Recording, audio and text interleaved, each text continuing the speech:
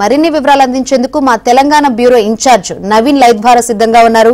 Naveen, so Shankari గత ప్రభుత్వంలో తెలంగాణకు వరప్రదాయినిగా అలానే కేసీఆర్ మానసపుత్రికగా చెప్పుకున్నటువంటి కాళేశ్వరం ప్రాజెక్టులో ఏ మేరకు అవినీతి జరిగింది, ఎంతమంది ఈ అవినీతి తిమింగలాలు ఉన్నాయనేటువంటి అంశాన్ని ఏసీబీ అధికారులు ఒక్కటొక్కటిగా వాళ్ళ విషయాలన్నిటి కూడా బట్టబయలు చేస్తున్నారు.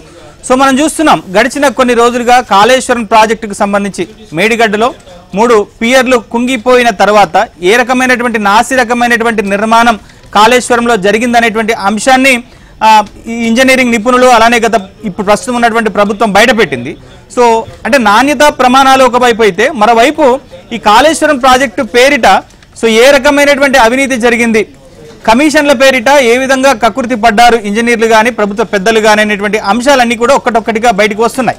సో దాదాపు 1,00,000 కోట్లకు పైగా ఖర్చుతో నిర్మించినటువంటి కాళేశ్వరం ప్రాజెక్టులో 1,000 కోట్ల రూపాయలు ఇటు అధికారులు, ఇంజనీర్లు, మరోవైపు ప్రభుత్వ పెద్దలు కమిషన్ల పేరిట భోంచేశారని చెప్పేసి ఇటు కాళేశ్వరం కమిషన్ చెప్తుంది. అలానే విజిలెన్స్ నివేదిక కూడా ఎవరెవరు ఏ మేరకు కమిషన్లకు కకృతి పడ్డారనేటువంటి విషయాల్ని కూడా బయటపెట్టింది. సో దాంట్లో భాగంగా ఇటీవల విజిలెన్స్ ఒక రిపోర్ట్ ఇచ్చింది. సో దాంట్లో 17 మంది ఇంజనీరింగ్ అధికారులు ఇంజనీర్లు సో ఏ మేరకు అవినీతికి పాల్పడ్డారనేటువంటి విషయాలన్నిటి కూడా వాళ్ళు బయటపెట్టారు. సో దాంట్లో భాగంగానే ఇరిగేషన్ శాఖకు రిటైర్డ్ ఈఎన్సీగా పనిచేసేటువంటి మురళీధర్ రావు సో గత ప్రభుత్వంలో కీలకంగా వ్యవహరించారు.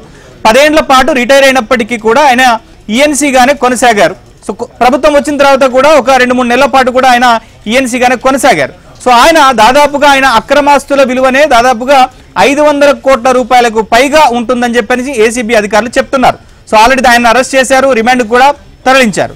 సో మరోవైపు కాళేశ్వరం ప్రాజెక్టుకి ఈఎన్సీగా పనిచేసేటువంటి బూక్యా హరిరామ్ నాయక్ సో ఈయన కూడా దాదాపుగా ఒక 200 నుంచి 300 కోట్లకు పైగా అక్రమాస్తులు కూడగొట్టారని చెప్పని ఏసీబీ అధికారులు నిగ్గు తేల్చారు. సో ఆయనను కూడా అరెస్ట్ చేసి రిమాండ్కు తరలించారు. ఇక ఇరిగేషన్ శాఖలో ఈఈగా పనిచేసినటువంటి నూనె శ్రీధర్ సో ఈయన కూడా దాదాపుగా ఒక 300 కోట్లకు పైగా అక్రమాస్తులు సంపాదించారని చెప్పని ఏసీబీ అధికారులు ఆయన మీద కేసులు పెట్టి రిమాండ్కు తరలించారు. సో మొత్తం మీద ఈ 3 అధికారుల అక్రమాస్తులే దాదాపుగా 1,000 కోట్ల రూపాయలకు పైగా ఉంటే సో కాళేశ్వరం ప్రాజెక్టుతో ప్రత్యక్షంగా పరోక్షంగా సంబంధం ఉన్నటువంటి 57 మంది ఇంజనీరింగ్ అధికారులు సో ఎన్ని వేల కోట్ల రూపాయలు అక్రమాస్తులు సాధించారనేటువంటిది ఇప్పుడు చర్చనీయాంశంగా మారింది.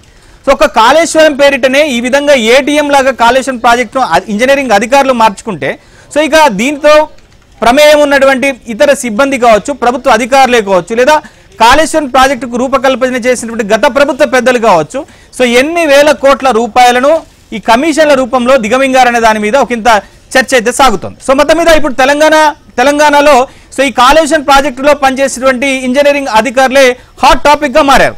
ఒక 3 అధికారులే 1,000 కోట్ల రూపాయలకు పైగా అక్రమాస్తులు సంపాదిస్తే సో మిగిలినటువంటి ఇంజనీర్లు కావచ్చు, అధికారులు కావచ్చు, ప్రభుత్వ పెద్దలు కావచ్చు ఎన్ని వేల కోట్ల రూపాయలు అక్రమాస్తులు సంపాదించారు.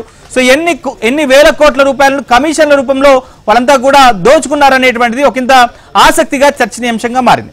సో మొత్తం మీద ప్రభుత్వం కూడా కాళేశ్వరం విషయంలో ఒకంత సీరియస్ గా ముందుకు వెళ్తుంది. సో ఇప్పటికే జస్టిస్ పినాకిని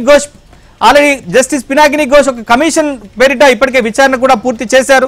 సో త్వరలో ప్రభుత్వానికి కూడా నివేదిక ఇవ్వబోతున్నారు. సో ఇప్పటికే పినాకిని ఘోష్ దాదాపుగా 1.5 నెలలుగా పైగా సో ఈ కమిషన్ అనేక మందిని విచారణ జరిపింది. సో దాంట్లో ప్రభుత్వ అధికారులు, రాజకీయ నాయకులు, అలానే ఇంజనీర్లు, గత ప్రభుత్వంలో ముఖ్యమంత్రిగా పనిచేసినటువంటి కేసీఆర్, అలానే ఇరిగేషన్ శాఖ మంత్రిగా పనిచేసినటువంటి హరీష్ రావు, ఇప్పుడు ఫైనాన్స్ మినిస్టర్గా పనిచేసినటువంటి ఈటెల రాజేందర్తో పాటుగా అనేక మందిని విచారణ జరిపింది. సో ఇప్పుడు ఒక రిపోర్టు ప్రభుత్వానికి ఇవ్వాల్సింది. ఈ రిపోర్ట్ నేపథ్యంలోనే వీళ్ళందరి మీద చర్యలు తీసుకునేటువంటి అవకాశాలు ఉన్నాయి. ఇక మరోవైపు కాళేశ్వరం ప్రాజెక్టులో జరిగినటువంటి నాణ్యతా ప్రమాణాలు కావచ్చు, లేదా కాళేశ్వరం ప్రాజెక్టులో జరిగినటువంటి అవినీతి కావచ్చు. సో దీని మీద ఇప్పటికే ప్రభుత్వం ఒక విజిలెన్స్ ఎంక్వైరీ వేసింది. ఆ విజిలెన్స్ ఎంక్వైరీలో దాదాపుగా 57 మంది ఇంజనీర్లు సో పూర్తిగా కాళేశ్వరం ప్రాజెక్టులో భారీగా కమిషన్లు తిన్నారు, కమిషన్లు పేరిట దోచుకున్నారనేటువంటి రిపోర్ట్ కూడా ఇచ్చారు. దానిలో భాగంగానే అరెస్టులు కూడా మొదలయ్యాయి. సో ఇప్పటికైతే 2 ఈఎన్సీలు, ఒక ఈఈని అరెస్ట్ చేశారు. ఇంకా రానున్నటువంటి రోజుల్లో సో మిగిలిన వాళ్ళని కూడా అరెస్ట్ చేసేటువంటి అవకాశాలు అయితే కనిపిస్తున్నాయి.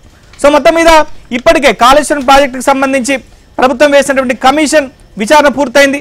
నేడ రేపు నివేదిక ఇవ్వబోతున్నారు. సో మరోవైపు విజిలెన్స్ ఎంక్వైరీ కూడా పూర్తయింది. అధికారులు అలానే ఇంజనీర్ల మీద కూడా చర్యలు తీసుకుంటున్నారు. సో వచ్చే నెలలో అసెంబ్లీ సమావేశాలు కూడా మొదలు కాబోతున్నాయి. సో ఈ అసెంబ్లీ సమావేశాల్లో పూర్తి స్థాయిలో ఇటు కమిషన్ రిపోర్ట్ను అలానే విజిలెన్స్ రిపోర్ట్ను కూడా సభ ముందర ఉంచి సో కాళేశ్వరం ప్రాజెక్టులో అవినీతికి కారణమైనటువంటి అనేక మంది ఇంజనీర్లు కావచ్చు, గత ప్రభుత్వ పెద్దలు కావచ్చు, లేదా అధికారులు కావచ్చు, వీళ్ళందరి పైన చర్యలు తీసుకునేందుకు ప్రభుత్వం సిద్ధమవుతుంది. సో మొత్తం మీద ఈ అంశం మీద మా ప్రతినిధులు ఇటు బీఆర్ఎస్ కార్యాలయం దగ్గర నరేష్ ఉన్నారు, అలానే విచారణ జరుగుతుంది, ఏసీబీ కార్యాలయంలో విచారణ జరుగుతుంది కాబట్టి అక్కడ మా ప్రతినిధి ప్రవీణ్ ఉన్నారు. సో మొత్తం మీద తెలంగాణ సెక్రటేరియట్ లో సో మా ప్రతినిధి నరసింహరావు ఉన్నారు. సో ముందుగా మనం అసలు ఈ విచారణ ఎట్లా జరిగింది, సో ఏసీబీ ఎందుకు వీళ్ళందరినీ అరెస్ట్ చేస్తుంది, ఎక్కడెక్కడ ఎవరెవరి అక్రమాస్తులను ఎంతెంత గుర్తించారు, సో ఏ రకంగా అవినీతి జరిగింది అనేటువంటి అంశాన్ని మా ప్రతినిధి ప్రవీణ్ అడిగి తెలుసుకుందాం. సో ప్రవీణ్, సో మొత్తం మీద తెలంగాణలో ఇదొక సంచలనమైనటువంటి ఒక ఇష్యూగా మనకైతే మారబోతుంది.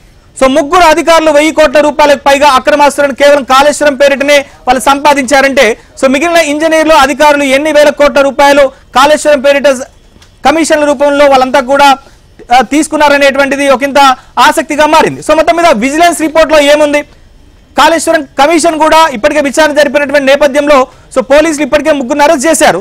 సో మిగిలిన అధికారుల సంగతి, ఇంజనీర్ల సంగతి